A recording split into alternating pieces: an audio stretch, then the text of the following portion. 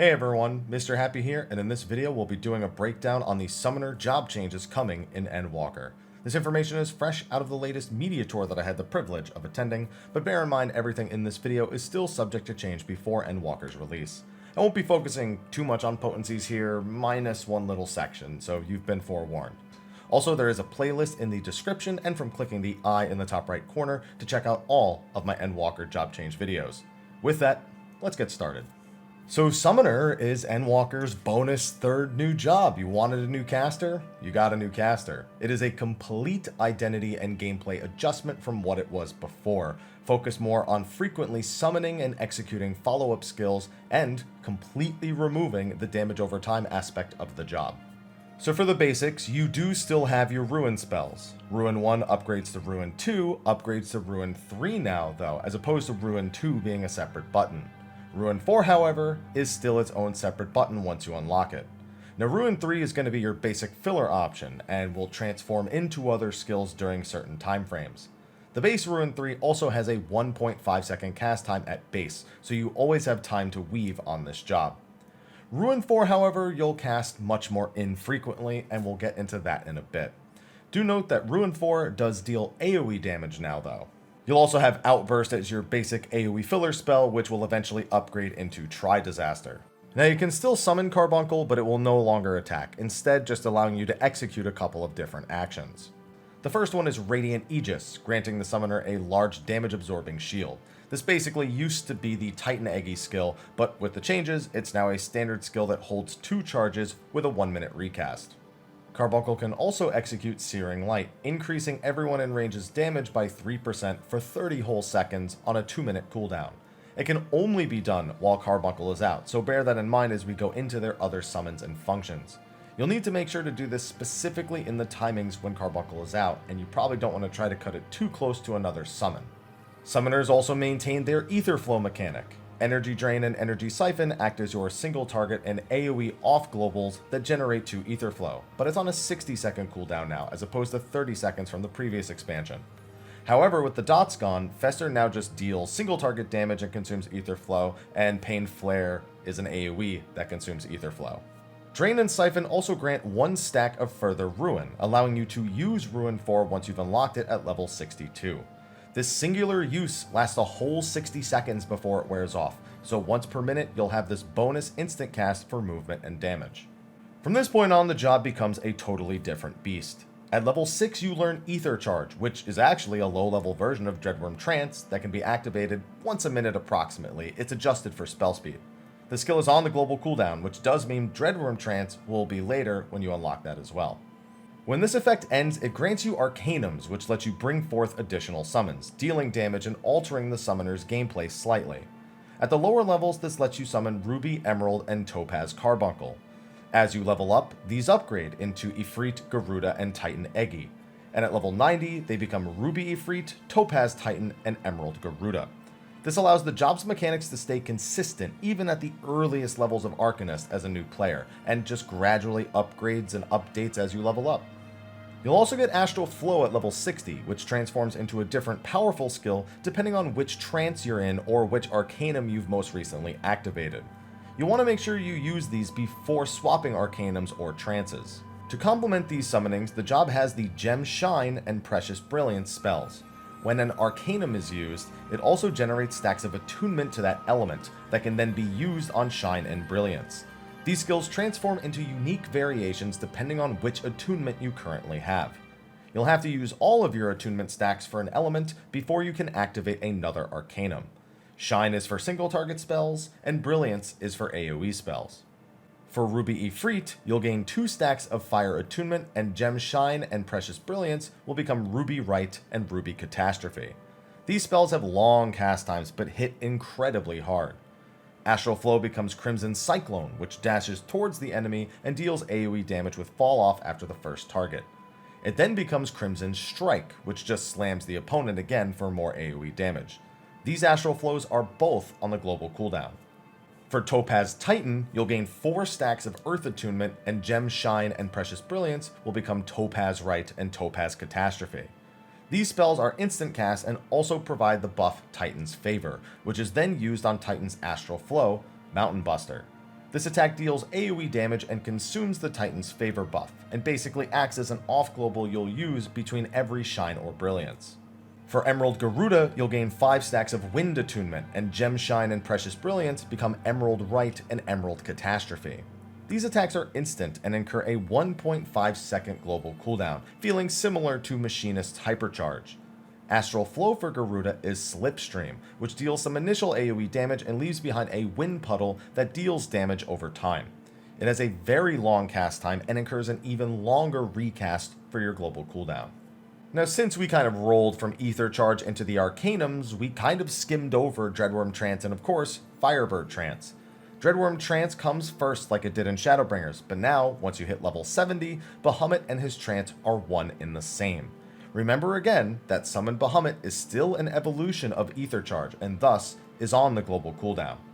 While in Dreadworm Trance, Ruin 3 is transformed into Astral Impulse, and Tri-Disaster is transformed into Astral Flare, making them instant cast and boosting their potencies.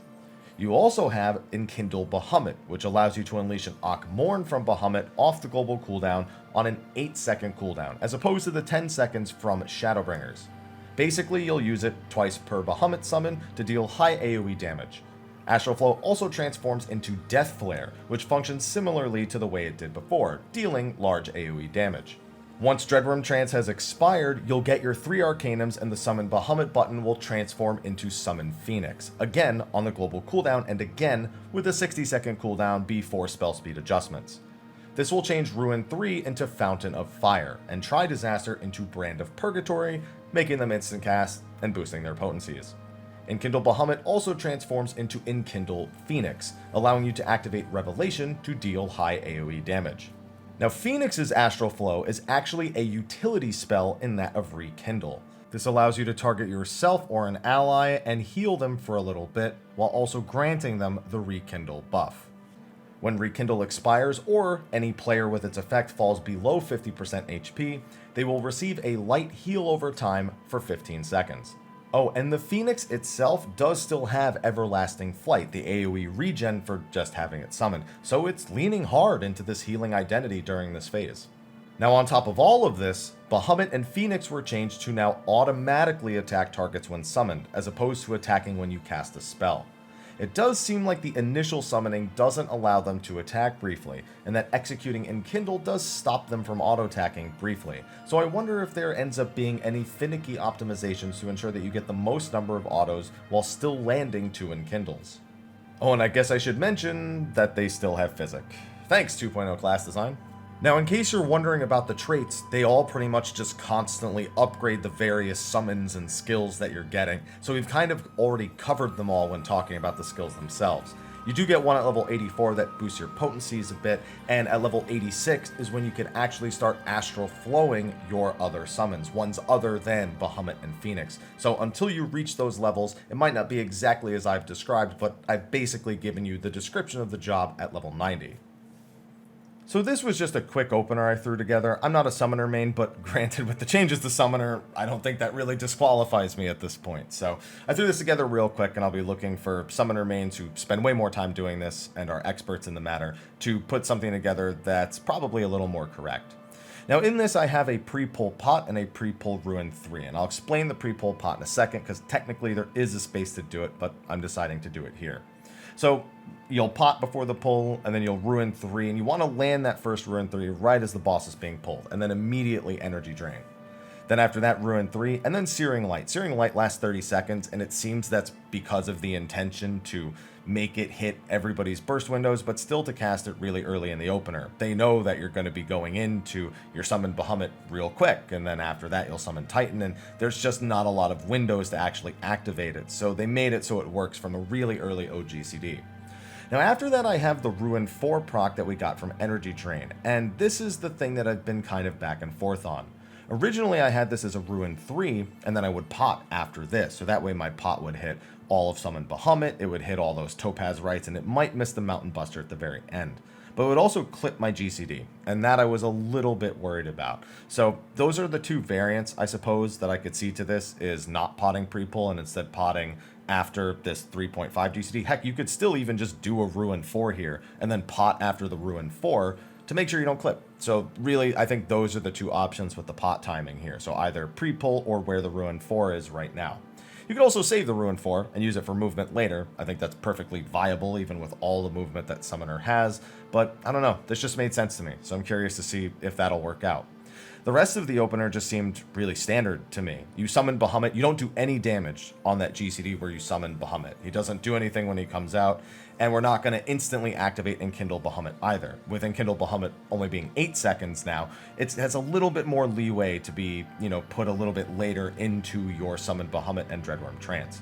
But then your next 6 GCDs are going to be Astral Impulses, so at this point it's just about where do I fit my OGCDs during all of these Astral Impulses.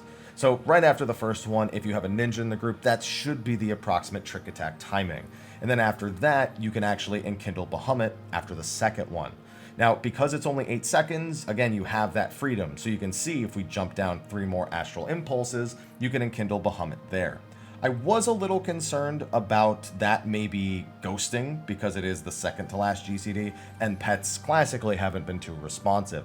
But I looked through my footage, and Enkindle Bahamut seemed to be very responsive, almost so that the only way I feel like it would actually ghost is if I tried to do it after the 6th one, where there is a brief window where it would technically be possible, but you wouldn't want to do it out of risk of that happening. Then it's just about using your Death Flare, your Astral Flow, and a Fester, using another Fester, and so you just hit 2 Enkindle Bahamut, 2 Festers, and a Death Flare, all inside all of these buff windows. Then after Bahamut leaves, you actually get Summon Titan. Now, if my math is right here, and I've guessed the correct trick attack timing, depending on what openers get figured out, then that Titan would actually hit Trick Attack. Now, if Trick Attack ends up being earlier for any reason, you could always adjust this opener to make up for that and still fit Summon Titan in there, but right now we're working under specific assumptions. Summon Titan is 700 potency, so that's definitely something that's nice to hit under Trick Attack.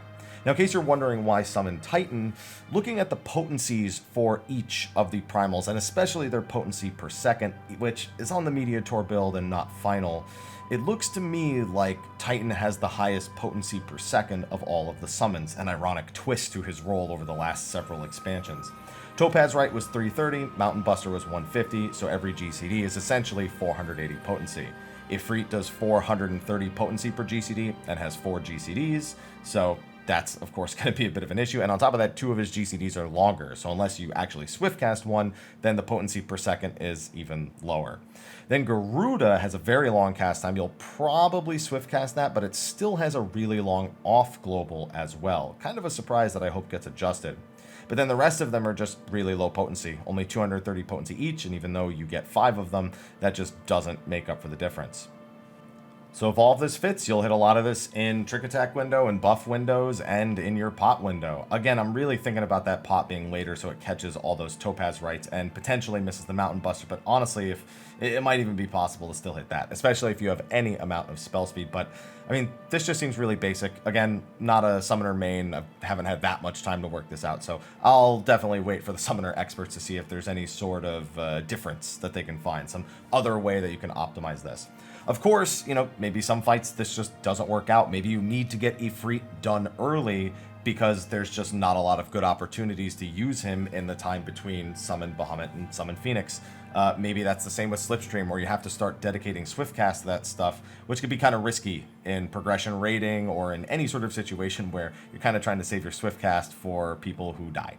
So there are some things to work out still. There's definitely going to be adjustments on a per fight basis, but honestly, I'm just really loving this version of Summoner. It's just, I don't care if I'm not a Summoner main. It just seems really cool. This is the job fantasy I've always wanted for this job, and something that really makes me want to consider maining the job overall. So outside of maybe looking a little bit sparse, not having a lot of buttons, and kind of being a little too streamlined, almost so much so that it's really hard to deviate much, if at all, from what the job wants you to do, to be creative, to be flexible. I still think there's definitely room to do that, probably with the use of Ruin 4 and the order of the summons you use between your Summon Bahamut and your Summon Phoenix.